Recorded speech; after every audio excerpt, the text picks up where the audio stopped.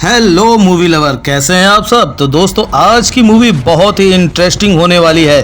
Channel पर नए हैं तो सब्सक्राइब कर लीजिएगा ऐसी ही धमाकेदार मूवी देखने के लिए। तो मूवी की शुरुआत में हमें बाला नाम के लड़के को दिखाया जाता है जो किसी जेपी नाम के आदमी से मिलने उसके ऑफिस में आया था और वो अपनी गर्लफ्रेंड से बात कर रहा होता है। पर तभी बाला के पास जेपी के पीए का कॉल आता है जो उसे बताता है कि जेपी सर को किसी अर्जेंट काम की वजह से दिल्ली जाना पड़ गया है, इसलिए वो आज मीटिंग नहीं कर पाएंगे। ये सुनकर बाला वहाँ से निकलकर अपने घर जाने लगता है, पर तभी कोई आकर बाला को जान से मार देता है और ये सब कुछ जेपी के ऑफिस में लगे कैमरा में रिकॉर्ड हो जाता है। अब उसके अगले दिन हमें वीर नाम के आदमी को दिखाया जाता है जो अमेरिका से इंडिया अपने घर आया था। यहाँ वीर के पिता अपने बेटे को अपनी आंखों के सामने खड़ा देखकर हैरान हो जाते हैं और बिना कुछ बोले वीर को इग्नोर करके वहाँ से निकल जाते हैं जैसे वो वीर से नाराज हो। तभी वीर की माँ जैसी अपने बेटे को अपनी आंखों के सामने देखती है तो वो खुशी से रोने लगती है और वो वीर को अपने हाथ से खाना बनाकर खिलाती है। वहीं दूसरी तरफ हमें भरनी नाम के पुलिस वाले को दिखाया जाता है जो अपनी फॉरेंसिक टीम के साथ क्राइम स्पॉट पर पहुंच जाता है। इन्हें जांच से पता चलता है कि बाला एक वकील है और वो कल रात को जेपी नाम के आदमी से मिलने आया था। फिर भरनी एक पुलिस वाले से बाला के बारे में सारी जानकारी निकालने को कहता है, जिसके बाद सीन वीर पर शिफ्ट होता है जो अपने दोस्त रघु से मिलने उसके पास आया था। उसे देखकर रघु वीर पर बहुत ज्यादा गुस्सा करने लगता है कि तुम्हारे कहने पर 8 साल पहले हम दोनों ने ये फर्म स्टार्ट करी थी, लेकिन तुम इसे बीच में ही छोड़कर चले गए और तुम्हारे जाने के बाद मुझे एक एडवोकेट की जगह एक ब्रोकर बनकर रहना पड़ा। जिसकी बातें सुनकर वीर रघु से माफी मांगता है और यहाँ से सीन 8 साल पीछे शिफ्ट होता है जहाँ वीर अपना सब कुछ छोड़कर इंडिया से पैसा कमाने के लिए अमेरिका चला गया था और वहाँ उसने पहले एक बहुत बड़ी कंपनी में काम किया। फिर जैसे उसके पास थोड़े पैसे इकट्ठे हुए तब वीर ने अपनी खुद की कंपनी शुरू कर ली और देखते देखते वो बहुत अमीर आदमी बन गया। इसी बीच वीर की मुलाकात प्रिया नाम की लड़की से हुई और वीर को उससे प्यार हो गया। ऐसे में कुछ समय बीता और एक दिन हिम्मत करके वीर ने प्रिया को अपने दिल की बात बता दी कि मैं तुमसे बहुत प्यार करता हूँ। तब प्रिया ने भी उसका प्रपोजल एक्सेप्ट कर लिया और फिर इन दोनों ने शादी कर ली। अब ऐसे इनकी जिंदगी काफी अच्छी बीतने लगी और फिर प्रिया माँ बनने वाली थी। इसी बीच वीर की कंपनी लॉस में जाने लगी और वीर प्रिया से ज्यादा अपनी कंपनी पर ध्यान देने लगा। अब ऐसे ही करते करते प्रिया की डिलीवरी डेट आ जाती है जिसमें टाइम से हॉस्पिटल न पहुंचने की वजह से प्रिया और उसके बच्चे की मौत हो जाती है। फिर इसके बारे में जब वीर को पता चलता है तो वो अपना सब कुछ छोड़कर हॉस्पिटल आता है और प्रिया और अपने बच्चे को खोने के बाद वीर पूरी तरह से टूट जाता है। अब सीन प्रेजेंट में शिफ्ट होता है जहाँ वीर रघु को बताता है कि वो अपना सब कुछ छोड़कर इंडिया इसलिए आया है ताकि वो अपनों के बीच में रहकर अपने गम को भुला सके। जिसकी कहानी सुनकर रघु अपना सारा गुस्सा भुला देता है और वीर को गले लगा लेता है। अब उसके अगले दिन वीर रघु के साथ कोर्ट पहुंच जाता है जहां वीर देखता है कि कोर्ट के बाहर सभी वकील मिलकर किसी के लिए प्रोटेस्ट कर रहे हैं। इस पर रघु बताता है कि ये सब एडवोकेट बाला के मर्डर होने पर प्रोटेस्ट कर रहे हैं और इसमें हमारे स्टेट के नामचीन वकील सत्यनारायण भी साथ दे रहे हैं जो हमारे कॉलेज के टाइम पर हमें लेक्चर देने आया करते थे। फिर हमें सत्यनारायण को दिखाया जाता है जो मीडिया के सामने आकर पुलिस को जल्द से जल्द बाला के कातिल को ढूंढ के लाने के लिए कहते हैं। इसके बाद सीन पुलिस स्टेशन में शिफ्ट होता है जहाँ इंस्पेक्टर भरनी बाला के पिता से बात करने के लिए उन्हें थाने में बुलाता है और पूछता है कि बाला की किसी से दुश्मनी तो नहीं थी। जिस पर बाला के पिता बताते हैं कि 1 महीने पहले किसी ने बीच सड़क पर मेरे बेटे को मारना शुरू कर दिया था, लेकिन भीड़ की वजह से वो वहाँ से भाग गया। जिसके कुछ दिन बाद बाला जब किसी काम से बाहर जाकर घर आया तो उसके सर पर काफी चोटें लगी हुई थी। उससे जब मैंने पूछा कि ये चोटें कैसे लगी तो उसने मुझे बताया कि उसका एक्सीडेंट हो गया था, लेकिन सर मुझे पूरा विश्वास है कि हो ना हो जरूर उस दिन मेरे बेटे को उसी आदमी ने मारा होगा। यहाँ भरनी बाला के पिता का पूरा बयान सुनकर उन्हें घर जाने के लिए कह देता है और अपने टीम के साथ जाकर क्राइम स्पॉट के आसपास लगे सभी सीसीटीवी की फुटेज को देखने लगता है। अब उसमें वो क्राइम स्पॉट के पास से जा रही एक लड़की को देखता है और यही सीन कट होता है। जिसके बाद हमें उसी लड़की को दिखाया जाता है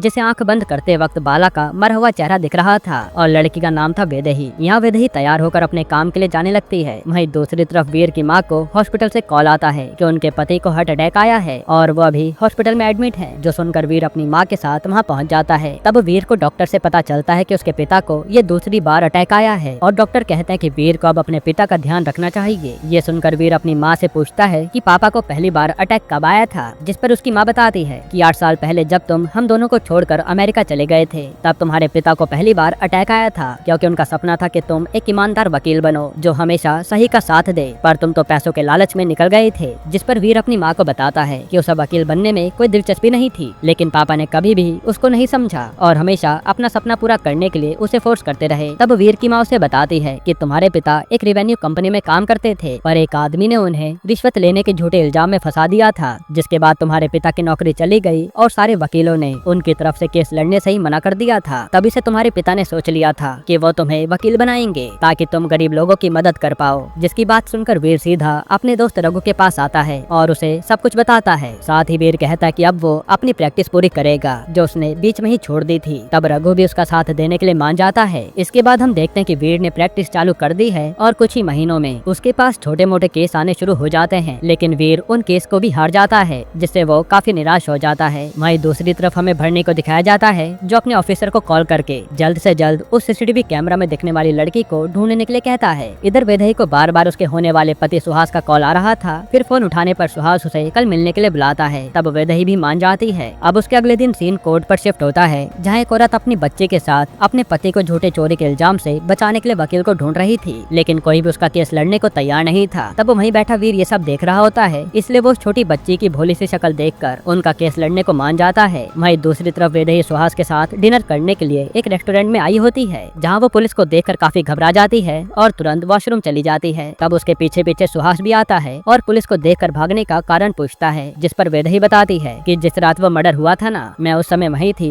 और मैंने उस खूनी को देखा है। ये सुनकर सुहास वैदेही को हिम्मत देता है और कहता है कि तुम ये बात जाकर पुलिस को बता दो। तब उसके कहने पर वैदेही अगले दिन थाने पहुंच जाती है और उनके सीनियर ऑफिसर से बात करने के लिए कहती है। तब लेडी कांस्टेबल बताती है कि सर तो किसी काम से बाहर गए हैं, जो सुनकर वैदेही चली जाती है। तभी वीर भी उस लड़की के पिता राजू के केस के डिटेल्स निकलवाने के लिए थाने पहुंच जाता है और उसे पता चलता है कि राजू ने इससे पहले कई सारी चोरियां भी कर रखी हैं। ये सुनकर वीर को बहुत बड़ा झटका लगता है और फिर वो सीधा राजू की पत्नी मोनी के पास आकर उसे डांटने लगता है कि तुमने मुझे ये क्यों नहीं बताया कि राजू पहले भी कई चोरी कर चुका है और वो तो जेल भी जा चुका है। जिस पर मोनी रोते हुए वीर को बताती है कि सर मेरे पति ने 8 साल पहले जब हमारी बेटी हुई थी तब चोरी करनी छोड़ दी थी और वो ड्राइवर का काम करने लगे थे। ये सुनकर वीर फिर से केस की जांच करना शुरू कर देता है और अगले दिन बद्री के घर पहुंच जाता है, जहां राजू ड्राइवर का काम करता था और बद्री ने ही राजू के ऊपर कार चोरी का इल्जाम लगाया था। यहाँ वीर बद्री से सवाल करने लगता है कि सर आपको क्यों लगता है कि आपकी कार जरूर राजू नहीं चुराई है। जिस पर बद्री बताता है कि जिस दिन मेरी गाड़ी चोरी हुई थी उस दिन राजू छुट्टी पर था, इसलिए मैंने खुद अपनी कार पार्किंग में लगाई थी, लेकिन उसके थोड़ी देर बाद जब मैंने देखा तो मेरी कार पार्किंग से गायब थी। ये सुनकर वीर कहता है कि सर इससे साबित तो नहीं होता ना कि आपकी कार राजू ने ही चोरी करी है, क्योंकि आपने ही तो कहा कि राजू उस दिन छुट्टी पर था, तो वो आपकी कार कैसे चुरा सकता है। तब बद्री वीर को बताता है कि पुलिस की जांच से पता चला है कि कार चोरी करने वाला राजू ही है। तब ये सब सुनकर वीर वहाँ से जाने लगता है, पर तभी बद्री का बेटा अपने घर वापस लौटता है और वो काफी अजीब बिहेव कर रहा था, जिसके हाव भाव को देखकर वीर को बद्री के बेटे पर शक होने लगता है और वो ये सारी बात रघु को बताता है। फिर अगले दिन से वीर छुप छुप कर बद्री के बेटे का पीछा करने लगता है और देखता है कि उसका बेटा तो काफी सारा पैसा उड़ा रहा है, पर तभी उसका बेटा वीर को उसके पीछे आता हुआ देख लेता है और वो वहाँ से बचकर भागने लगता है, लेकिन वीर उसे पकड़ लेता है और पूछता है कि तेरे पास इतना पैसा कहाँ से आया। जिस पर वो लड़का रोते हुए वीर को बताता है कि सर मैंने अपने पिता की कार चोरी करके बेची थी। ये सुनकर वीर हैरान हो जाता है और पूछता है कि तुमने ऐसा क्यों किया। तब वो लड़का वीर को बताता है कि सर मेरे पिता मेरे से ज्यादा उस कार से प्यार करते थे, इसलिए मैं एक रात उस कार के इंजन वायर को काटने के लिए उस कार के अंदर घुसा, पर तभी कोई आदमी कार के पास आया जो देखकर मैं उसी कार में छुप गया। जिसके बाद वो आदमी मेरे पिता की कार को चला कर ले गया और फिर एक जगह खड़ी कर वो वहाँ से गायब हो गया। तब उसका फायदा उठाकर मैंने अपने दोस्त के साथ मिलकर उस कार को बेच दिया। जिसकी पूरी बात सुनकर वीर ये बात बद्री को बताने के लिए कहता है। तब वो लड़का उसके पैर पकड़ने लगता है कि आप अगर ये बात मेरे पिता को बताओगे तो वो मुझे जान से मार देंगे। तब उसकी रोती हुई शक्ल देखकर वीर उस लड़के को जाने देता है और रघु को आकर ये सारी बात बताता है। इस पर रघु वीर पर गुस्सा करने लगता है कि जब तुमने केस सॉल्व कर लिया है तो तुम्हें ये कोर्ट में साबित करना चाहिए था ना, उल्टा तुमने उस लड़के को छोड़ दिया, अब तुम कैसे उस राजू को बाहर निकलवाओगे। तब वीर लक्ष्मी के पास जाकर राजू को कॉल करता है और कल उसे कोर्ट में आने के लिए कहता है, जिसके लिए राजू भी मान जाता है। इसके बाद वीर रघु के साथ हर दुकान में जाकर राजू की फुटेज निकलवाता है ताकि वह उस दिन छुट्टी पर था ये साबित हो जाए। अब उसके अगले दिन वीर तैयार होकर अपनी माँ को बताता है कि वो एक गरीब का केस लड़ने जा रहा है, जो सुनकर वीर के पिता खुश हो जाते हैं। इसके बाद वीर मोनी और लक्ष्मी के साथ कोर्ट पहुँचता है और राजू का वेट करने लगता है। साथ ही वीर राजू को बचाने के लिए सारे एविडेंस पुलिस और कोर्ट में सबमिट कर देता है। वहीं भरनी राजू को देखकर उसे कहीं न कहीं देखा है, यही सब सोचने लगता है और फिर फेस मैचिंग के लिए वैदेही को थाने बुलाता है, जिसे देखकर वैदेही भरनी को बताती है कि राजू ने उस दिन बाला का मर्डर किया था। ये सुनते इंस्पेक्टर अपनी टीम से कहकर राजू को अरेस्ट करने के लिए कह देते हैं।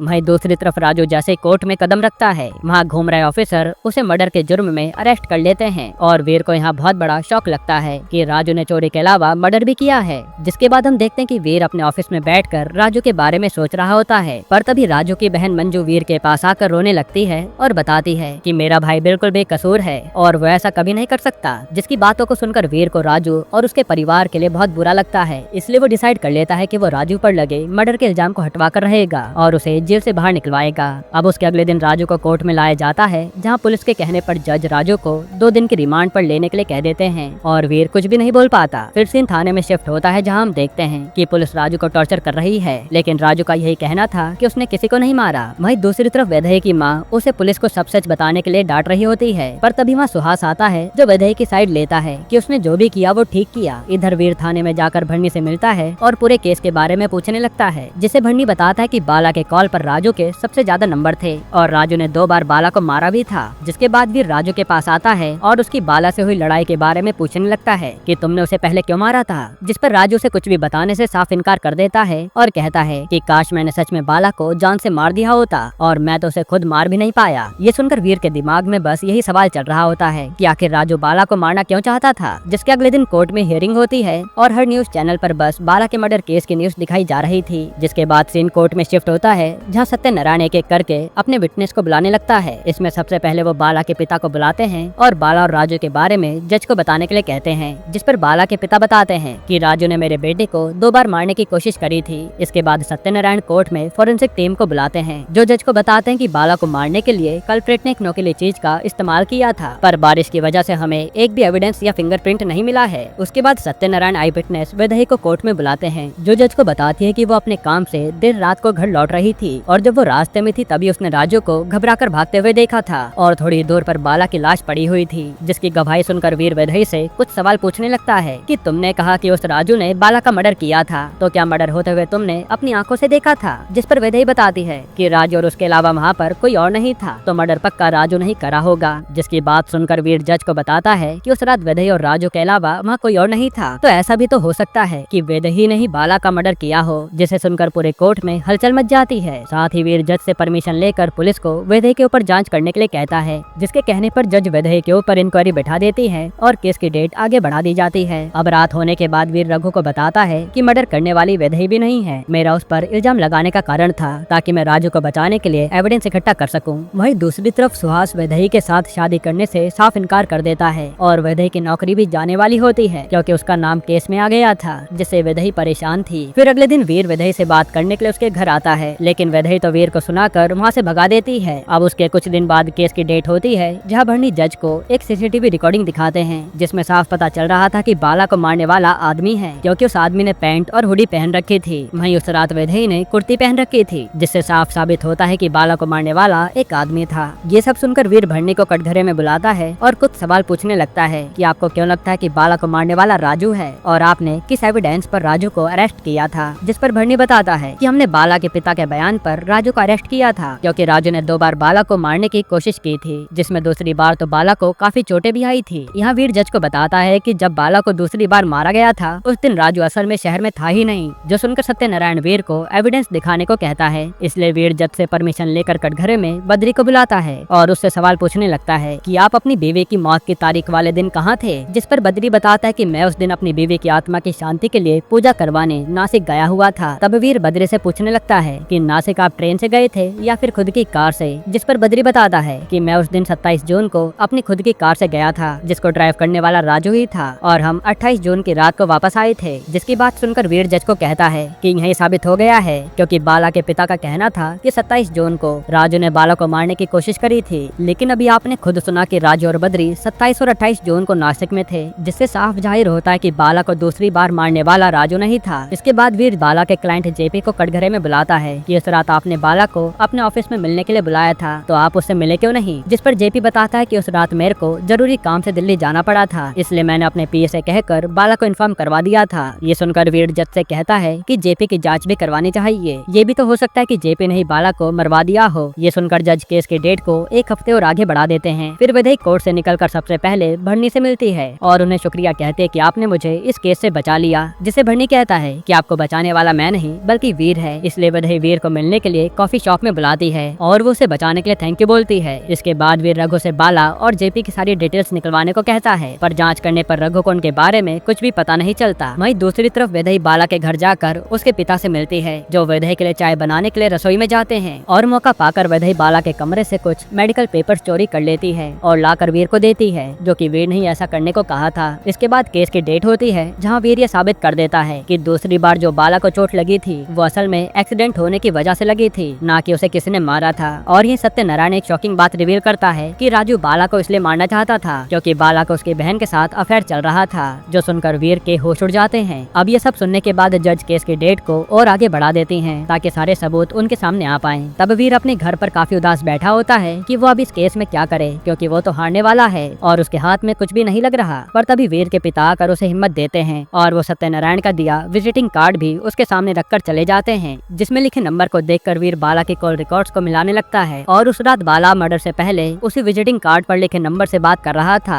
हालांकि अब मिलाने पर वो नंबर स्विच ऑफ आ रहा था। तब वीर उस नंबर को ट्रैक करवाता है और उसको कुछ जरूरी बातें पता चलती हैं, जो कि हमें आगे पता चलेंगी। इसके बाद केस की हियरिंग होती है, जहाँ वीर कोर्ट में बद्री के बेटे को जज के सामने खड़ा कर देता है और फिर वीर जज को सारी बात बताता है कि मैंने भरने के साथ मिलकर बद्री को पुलिस स्टेशन में बुलाया था, जहाँ बद्री अपने बेटे को उसकी कार बेचने के लिए मारने लगा। और बद्री के बेटे ने हमें बताया कि उस रात कार ऑर्फनेज तक लेकर जाने वाले कोई और नहीं बल्कि मेरे पिता ही थे। साथ ही हमें पता चला कि बद्री ने बहुत साल पहले अपनी बीवी का मर्डर भी किया था, जो कि उसके बेटे ने अब गवाही दी है। और इतना ही नहीं, अगर बाला और बद्री की बीवी की पोस्टमार्टम रिपोर्ट देखी जाए तो इन दोनों को सेम एक ही पैटर्न में मारा गया है, जिसका मतलब है कि बाला को मारने वाला कोई और नहीं बल्कि बद्री है। जो बात सुनकर सब शॉक्ड हो जाते हैं और जज भी केस का डिसीजन लंच के बाद लेने के लिए कहती है। इसी बीच सत्यनारायण काफी टेंशन में बैठा होता है और वीर आकर उनसे कहता है कि मेरी मदद और किसी ने नहीं बल्कि आपके ही विजिटिंग कार्ड ने की है। जिसके बाद केस की हियरिंग शुरू होती है, जहाँ वीर सबके सामने एक और शॉकिंग बात रिवील करता है कि उस दिन जब बाला का एक्सीडेंट हुआ था तब बाला एक लड़की के साथ हॉस्पिटल में अपना ट्रीटमेंट करवाने गया था। ये बात सुनते सत्यनारायण को दौरे पड़ने लगते हैं और वो बेहोश हो जाता है, जिसे पुलिस वाले तुरंत हॉस्पिटल ले जाते हैं। फिर यहाँ से सीन फ्लैशबैक में शिफ्ट होता है, जहाँ हम देखते हैं कि वीर को उसी विजिटिंग कार्ड वाले नंबर से कॉल आता है और उसे एक लड़की मिलने के लिए बुलाती है। फिर अगले दिन वीर उस लड़के से जाकर मिलता है और ये लड़की कोई और नहीं बल्कि सत्यनारायण की दूसरी बीवी थी, जो वीर को बताते कि सत्यनारायण ने मेरे माता पिता को पैसे देकर मुझे खरीद लिया था और वो सत्यनारायण मेरा फायदा उठाया करता था। लेकिन एक बार सत्यनारायण ने मेरी मुलाकात बाला से करवाई थी, जो कि उसके यहाँ नया नया जॉब पर लगा था। तब बाला मुझे काफी पसंद आया और हम दोनों एक दूसरे के करीब आ गए। पर ये बात सत्यनारायण को पता चल गई, इसलिए उसने मुझे कमरे में बंद करके बहुत मारा। वहीं उसने बद्री के जरिए बाला को मरवा दिया, क्योंकि बद्री के कई केसेस सत्यनारायण हैंडल कर चुका था और ये दोनों कई क्राइम में साथ थे, जो सुनकर वीर के होश उड़ जाते हैं। खैर सीन प्रेजेंट में शिफ्ट होता है, जहाँ वीर ये केस जीत जाता है और जज राजू को बाइज्जत बरी कर देती है। वहीं सत्यनारायण और बद्री को जेल हो जाती है।